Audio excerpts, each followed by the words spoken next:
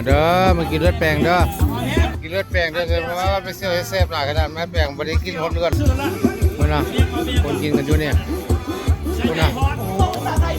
มีรสในจานเลือดแปลงคนน่ะคือโตนั่นนี่ไงวะมายางไปเมื่อกันเด้อก็มาเด้อเล็กน้อยกิ่งไปอยู่นี่ก็มี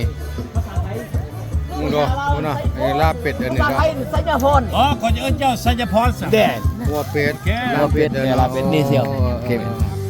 บ่ไปเสี่ยว ผักอะไรแซ่บอะไร บ่ได้ เสี่ยวเนาะ เอ๊ะ โอ้ซึมมุก บ่แม่นเลย อ่ะ เอ้าถ้าว่า75แล้วบ่ได้ถ่ายค่อยก็งึดตายแล้ว เบิ่งดูเฮ้ยเสี่ยวบ่ได้ยอดเห็นไหม คุณชัยพรค่ะ โอ้ได้โอ้ยแฮงสิใจ เสี่ยว นี่ให้ร้อยเต็มร้อย ตัวกระปินมาเฮ็ดได้ไหม โอเค โอเคครับ สบายดีไม่เสี่ยวสบายดีสบายดีสิ ออก YouTube เลยเสี่ยว YouTube มาเสี่ยว บอกเมียตรงมาไหมเฮ้ย แล้วผมมา บอกไหม บ่มาว่ะเฮ้ยอันนี้เฮ้ย